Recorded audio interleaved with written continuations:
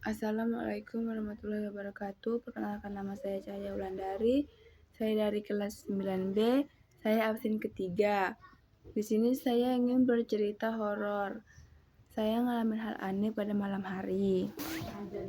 Pada malam hari, saya berjalan bersama nenek saya dan saudara saya lainnya. Kami pulang dari tempat pembangunan rumah nenek saya. Dan setelah itu pun kami pulang. Dan di pertengahan jalan, saya pun merasakan hal aneh. Saya merasa saya ada di samping nenek saya. Ternyata saya ada di paling belakang. Dan itu saya merasa saya merangkul nenek saya. Ternyata saya merangkul sosok perempuan yang rambutnya panjang dan berpakaian putih.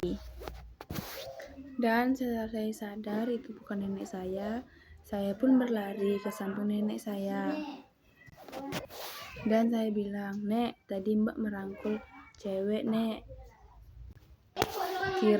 Kira Mbak yang Mbak rangkul itu nenek, ternyata bukan. Sampailah di rumah, nenek saya menyuruh saya mengambil air putih. Dan saya pun mengambil air putih. Saya mengasih ke nenek saya, "Nenek, ini airnya buat apa?" Nenek saya pun langsung membacakan di mulutnya. Setelah itu, nenek saya pun ngasih ke saya.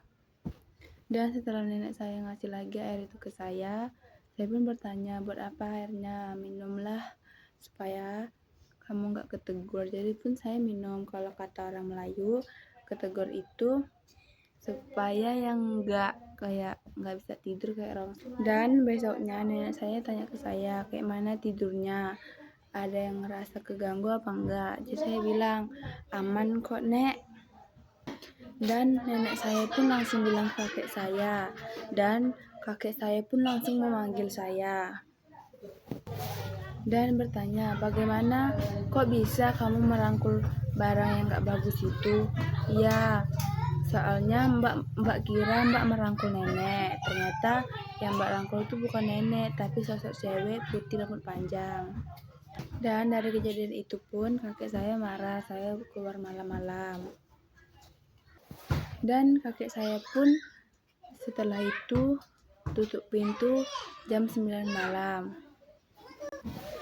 Karena kakek saya nggak mau ngalamin hal yang saya rasain lagi. Ternyata kakek saya sebelumnya juga ngerasain hal yang saya rasain. Kakek saya pun takut kejadian ini berulang lagi ke anak cucu lainnya. Oke, itu aja cerita yang bisa saya sampaikan. Mohon maaf jika ada kesalahan ataupun salah-salah, dan saya mohon maaf.